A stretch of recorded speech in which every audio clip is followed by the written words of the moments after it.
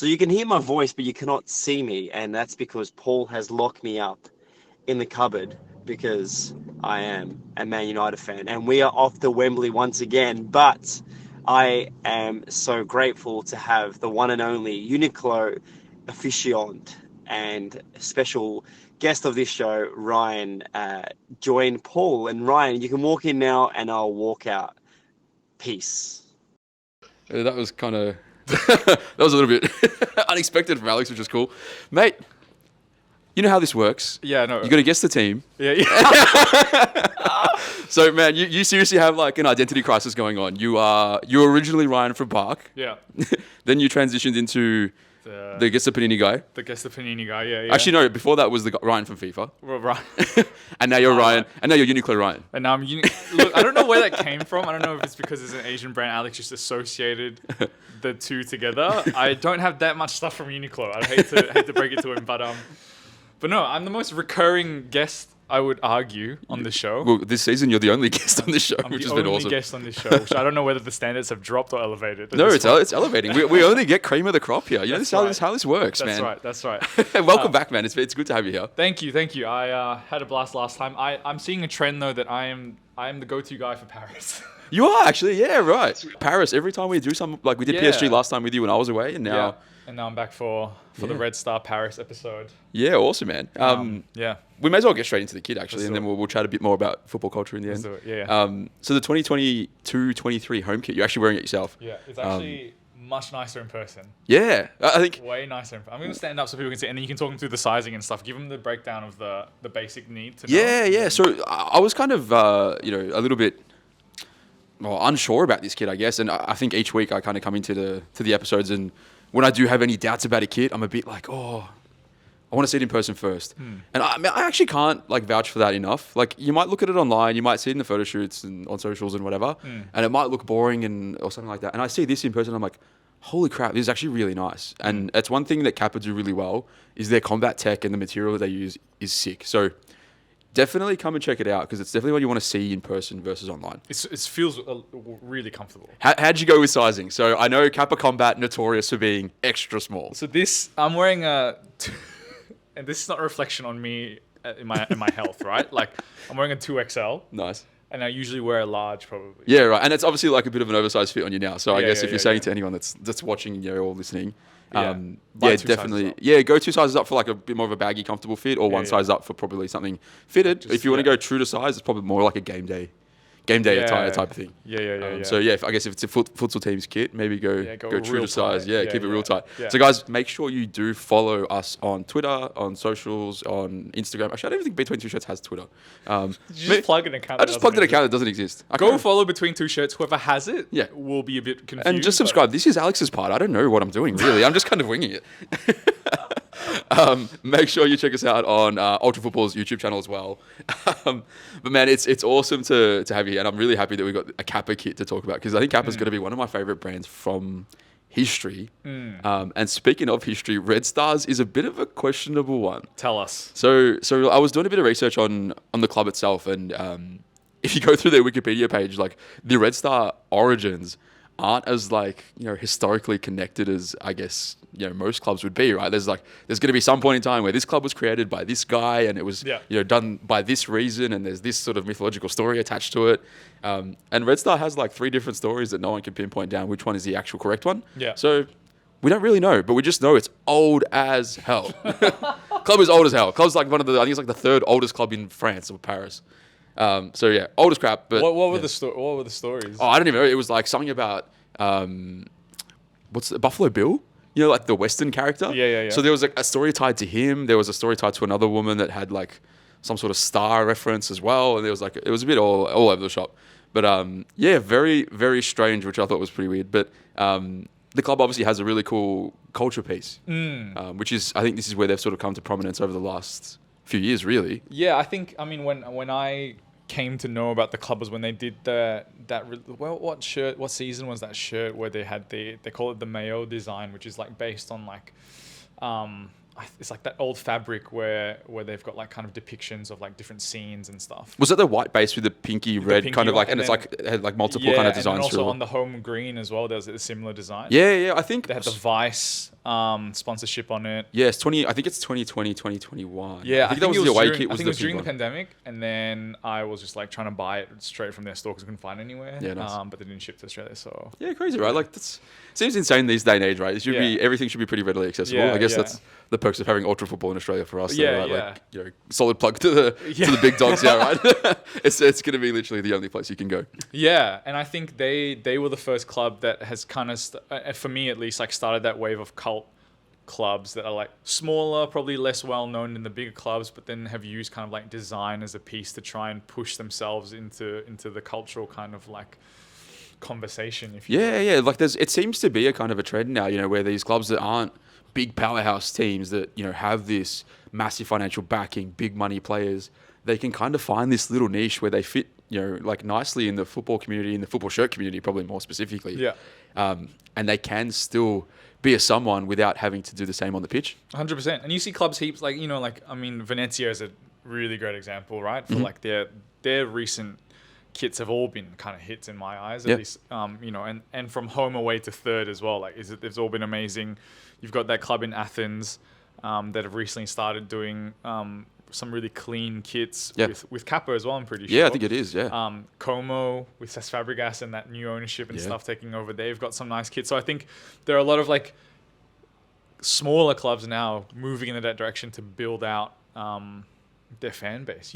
And what I've actually, it just clicked and registered to me is that I think a lot of those are Kappa, like Venezia being the same, right? But it's an interesting play, right? Because obviously Kappa's quite an iconic brand. When you look back through the history of football shirts specifically, and maybe there is a connection there. So I wonder, like, I don't know, I think of, you know, going through like the archives that I've got of stock, and I see like Umbro, and I'm like, oh man, Umbro through the 90s was awesome. I'd love to see these other brands try and leverage on the same thing. I think Umbro did like a weird kind of throwback, and I know England's with Nike now, and that's makes it a bit of a dilemma, but they did release like a retro remake, and I'd love to see, you know, like Umbro with the clubs that they've got try this kind of connection. Yeah, right? it seems like Kappa has been the most kind of forward-thinking and flexible when it comes to kind of reinventing what a kit is. Yeah. You know, in an age of like templates and like, you know, slapping just the badge of a club and their colors and just making it kind of work within a template. I think it's interesting to see clubs. And obviously this visually, when I looked at it online, not the most striking compared to what their previous kits have been. But when you see in real life, it's actually nice, the dual tone of the greens with the white trim. And you know, and I think some like Kappa, I mean, with the one that you're wearing as well, is like a super nice design. And it, like, you know, for other brands to look at it and go, how do we evolve what the kit is? Yeah, and I think Alex is probably would have been a great person to weigh in on this, because I think he's got the last 5 seasons of kits from Red Star Paris. But one thing we always discuss is sponsors and how they fit within the kit. Yeah. And, you know, we always seem to lean towards some kind of, you know, monochromatic or, you know, like concept of the sponsor that matches the kit. And I think, well, Linked Out has gone actually almost the complete opposite, right? If you're thinking in terms of like green and orange being almost the opposite in terms of colors. Yeah. They've something pretty loud and proud, which can work, can not work. Depends on what you like. I didn't love it. I'm not going to lie to you when you told me I was coming in to talk about this kit, because I think when you look at it online, like you mentioned before, it's, you know, like, and it doesn't do it justice when you see it as a flat kind of like JPEG, right? And you come in and you go, actually, like, it's actually really nice, and if you can get the right fit, it's perfect. But the problem I had was the sponsor, because obviously, if you don't know, it kind of just looks like the opposite of LinkedIn, which I guess it is. That was my first thought without even looking into it. But I think Red Star Paris as a club has always been kind of very like focused on social impact, and so Linked Out, if you don't know, is an initiative by I think a French agency and a couple of other partners that have built this kind of platform for homeless people. I'm not sure across France or just in Paris.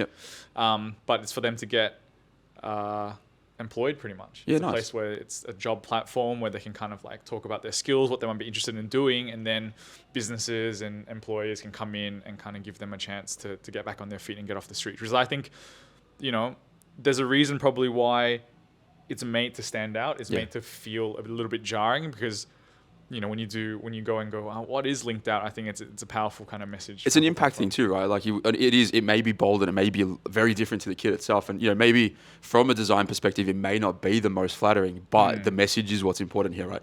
And we talked about, like, you know, the fashion piece and, you know, being the football kit culture sort of, you know, type of club.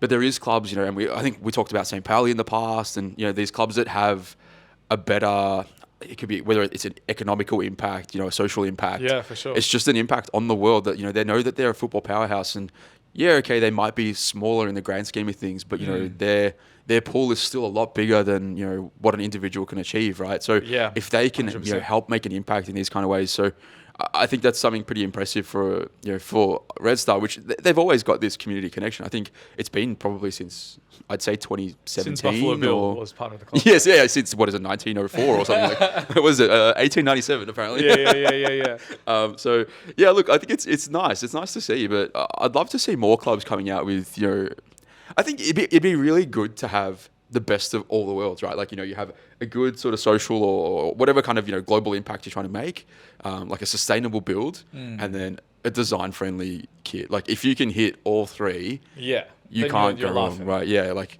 and then I guess that kind of moves into where they've gone next with the anniversary kit as well, right? We've just seen that come out recently. Yeah. I think that was like a competition-based kit. So like, I think it was like people were able to enter and design a kit for the club. Yeah. And it wasn't as who was it? I think it was like Pescara that did one a few years ago where kids could kind of like draw and submit the kit, and they actually made that. The winner of the anniversary kit was Phil Delves, who's obviously a big you know, football shirt, I guess you could say, connoisseur or whatever you want to call it. And came out with this wild design that is super retro looking, and it's almost like it just pieces together all the good elements of like old football shirts with modern tech, and you know, this really cool design. And again, you know, right, Kappa not missing the mark much. Like we saw it with Bari recently, they did a really cool drop for Bari. I think that was a centenary kit as well for memory. Yeah. And it's just like, man, these guys, like when I feel like when Kappa dabble into this like classic territory, it is dangerous. Like, kits come out as bangers. Yeah, and I think when you tap into kind of like the community, let people kind of have their say and design for these jerseys, you get to see what people really like about the brand, you know, and obviously casting your mind back to kind of just like what gives things the vintage feel. Yeah. It's always something that comes back when you give people that option. Yeah, and I think that piece of nostalgia kind of helps. I think it would help sales, right? I think people would be like, oh, I remember when that was like that. And especially if you're a collector that's, say, or even a football fan that's in their 40s, right? You remember going to the games with your dad when you were a kid, and then all of a sudden it's 30 years later, the current kit connects that memory for you. Yeah. And then there's that, oh, I love this club. Oh, I love this shirt because of this reason. Yeah. Then it's like, you just gone bang, yes. And like, oh, there's a sentimental Yeah. connection. There's an emotional connection. Yeah. It's just like, it ticks all the right boxes. Yeah. So if you're going to give this kit the current kit that you're wearing now, rating out of 10, hit me. It's tough. I reckon if I'd seen it, so I want to go two ways here. Seeing it online, I reckon it was a 4 or 5 at best. Yep. But I think coming in, putting it on, I think seven is a fair result. Yeah. See, I think I was probably of a similar view online. I was like, to be honest with you, looking at it online, I almost didn't even notice that it was two-tone green. Yep. And yeah, coming in again, I was like, oh, this is actually nice. Like, that is so deceiving. So I think, I would have probably given it maybe a 5 out of 10 if I looked at it online. Yeah. And then coming in, I'm like, 7. I think 7 is like a very fair result. Yeah. Not that, look, not by any means the most amazing kit that they've ever produced. Like, Yeah. like you mentioned earlier, they've had some absolute bangers in the past. Yeah. And I think even now in the future as well, like, technically when that anniversary kit gets released. Yeah. And I think, look, still 7 out of 10, solid kit. Subtle drip. Yeah, subtle drip. It is. Yeah. It's one of those sleepers. You know what I reckon it is? It's that kit that, like, your DJ mate that doesn't know anything about football, he'll jump on that because there's so many good things about it. You rock it on stage, you'll be like, oh, that guy's wearing Red Star Paris. Yeah. Yeah. Yeah, for the brand alone, I think. Yeah. It's strong. It is. So that sometimes maybe good, sometimes maybe shit. PSG are just going through a crisis at the moment. Oh, yeah. Just like with their form, and Leo Messi, is he going to extend his contract? Yes. Mbappe went out and stuff like that. And I just look at that club, and I know last time I came in, I was on the PSG episode, and they talk about their off-field kind of like brand and Yeah. nailing it.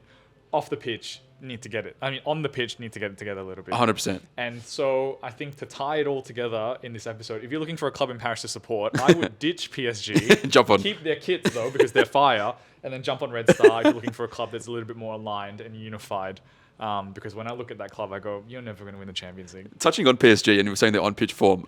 Kim K was at their game, I think it was this morning or yesterday, and there's a rumor that the curse of, the celebrity curse that Because kind she of was pops at up. the Arsenal game, and then like Sporting Arsenal Lisbon lost. just... Yeah, correct. And then same thing happened this morning. So I think they lost 2-0 to Rennes. Oh, did they? Yeah, so it was like off the back of the the Roma kit, and then now it's just causing a bit of drama. I think her kid was wearing an Arsenal kit during the week, and then all of a sudden, hang on a second. Kardashian curse, baby. Is it the Kardashian curse? Yeah, like what was it before? Was it Drake? Drake had the curse. Okay, so here's something that if you comment down below or whatever, wherever this goes, which curse is more powerful, the Kardashian curse or the Drake curse? Yeah, let's hit us. Which way are you going? Which one? I think the Kardashian curse is worse than the Drake curse. Well, there's got to be a few other curses. There's probably worth a whole episode. I mean, just in the itself, amount of NBA careers that family has ruined. Yeah, I know. What the hell? And I mean, Kanye, like, don't know if I can say that, like, but so I think, but I would be interested to know what curse people think. I feel like Drake's was longer standing, wasn't it? I feel like if Kim's is only 2 games. Well, he pictured in a Napoli kit recently, and Napoli are still on fire. So I True. think the Drake curse is Yeah, broken. that's a good point. Well and truly broken. So his Juventus and Napoli tie must be a bit conflicting there. Yeah, that's a bit odd. I don't think he knows what's going on. No, I don't think so. Yeah, I'd laugh if Kim came out, wore that Roma shirt, then Roma just implode. Like its whole club just turns into turmoil. I mean, they're not doing super great at the moment, but they did get in Europa League quarters or whatever. So, yeah, that's true. I don't know. It's pretty funny. I laugh at these theories, right? Because I feel like if you look at logically, there's got to be no connection. There is no connection. There's no connection. But the superstition in us kind of like there could be. I think you kind of buy into it a little bit more than what we should. Yeah, there was a stretch when I was in school, and I was waking up. This is when we were young, and you had the energy to wake up at 4:30 to watch Champions League games. Yep. And I would wake up and watch every United Champions League game. And the first time I did it, I ate brownies and M&Ms at 4:30 in the morning, and we won. And I did that every game after that. It's religion after that. So it's like I think some of these things might have some merit mentally, but obviously when you look at the science of it, doesn't. I'd actually love to know like what is everyone's weirdest superstition, and I know as players you have your left sock, right sock, left boot, right boot, right shin guard, left shin guard, or you have your kind of routines and stuff you go through, like special jocks, special socks. I don't know. I'd love to know. Do you have one? I did for a while, and then I think mine was like the left boot, right boot thing. So which one? You did left first, then right. Yeah, so my thing was left boot, right boot. And socks I didn't care. Yeah. Then I'd warm up without shin guards on, and then come put shin guards on in the changing rooms after, just before the game. Right. That was my thing, but I don't know. I don't think it lasted long. I don't know. You didn't win, or? I don't know. Just kept getting injured, to be honest with you. So you started, maybe I'll do right and then left. Yeah, maybe. Injured. I don't know. I don't think it was ever performance based. It was like, please don't die today. Like, I just want to come off 90 minutes not being injured. Yeah. But like, I've seen some super weird ones, like shirt changes at halftime, showers at halftime. Showers at halftime. Yeah. Showers at halftime was hectic. But especially, you think about team talk, like it's 10, 15 minutes. You got it's not much. Go jump in the shower, 2 minutes in and out, new kit, bang. Ready to go again. That is mental. Yeah. So for me, 3 teams left in the Champions League from Serie A. Big. That is huge. And I guess the question now is, where does Serie A stack up compared to the other leagues? And I feel like there's going to be so many people like, no, Premier League's far superior. Yeah. But there's only 1 club left. 2 clubs left. True. Yeah. I think Napoli are looking good. Like, they look amazing. I mean, Milan has a good squad, and obviously Inter, right? Yeah. I was watching an interesting Tifo video actually the other day talking about the financial state of this area, and like the state of like clubs being able to compete in the transfer market. Just because I think the financial interest in the Premier League is just so much bigger. It's huge, yeah, and stacks up against all the other leagues. But I think having 3 Italian clubs left in the Champions League is a big testament to like. Building a playing squad in the face of such like the scales of economy are set against them. Yeah, I think is an impressive thing. It's almost that theory, like team of champions versus champion teams, right? Yeah. Like if you can build a champion team, that would be incredible, right? And that's probably the only way you stack up against Galacticos and think teams that are built from like Man City money and all that sort of stuff. Yeah, it's and if it works, it works. Like look, if I was to predict who's going to win the Champions League, all 3 of them probably won't. Although, did you see that guy? There was a guy that dropped 15 predictions for Champions League winners, and he's got, I think it's 13 out of 15 correct, and the last 2 are this season and next season. Yeah. And actually, it could be one more. There could be an extra season after that. But it was like, out of the ones, he'd literally nailed every single season, and that's peaking like, that crazy Real era. I think it was as early as like 2005 that he kind of started it. Yeah. And he just did not miss the mark once. And look, this could have been a doctored tweet. Like, who knows? It could have been Photoshopped. It could be completely like misleading. But still impressive. And I think the thing that got me the most was the future predictions around Arsenal and Man United actually winning the Champions League in the next 2 years. Oh, wow. And, you know, you look at the way things are progressing for both the clubs, and I was like, wow, okay. Yeah, we'll take it. Viable prediction. Yeah. Right? It's not unrealistic at all. And I think this is the part of me that says, no, this is mocked, because that the future two are the ones that are going to cause the social stir. And they're like, no, yes, everyone loves it. Like It's so a bit that's of why a I'm like, clickbait oh, kinda, like, come on. move. Yeah. So it's like, I think- good leverage. I read an article saying like Napoli might be favourites to win the Champions League now, and they're like cruising in Serie A, like well and truly cruising, right? And they got Osimhen and Kvaratskhelia or whatever. The Georgian king is I hope I pumping. came close. Yeah. But you know, they got Lobotka and stuff like that. Like they've got a really good side. Yeah. And I think they're a good example of like, if you scout right and you sign the right players to fit your system and you develop them properly, that team is unreal. It's crazy. It's so good. They unreal. look like a well-oiled machine at the moment. It's just they're playing such nice football. The ball's just like popping around as they go. It's like this is so good to watch. What's up with you? What's going on with Gesta Panini? What's up next? I guess the Panini's been going really well. Obviously, you know, at every single PFC vintage pop-up. It's been 6 months of the pop-ups. More, I think. Yeah, on average, it's been 6 months straight. Yeah, it's been really fun, and I think it's cool, and you guys will start seeing more. We had like call outs, face offs. It's getting a bit crazy. It's becoming a thing. It's definitely a thing now. I think people come to the pop-ups for the Gesta Panini, which is crazy. I'm very flattered that people like it. It was just obviously something I did with my wife like one night, and then obviously it just exploded, and it's been super fun. Parker doing some cool stuff coming up, so keep an eye out for that. And obviously just interviewing a bunch of different football creatives on YouTube as well, which has been super. So the Rondo's back.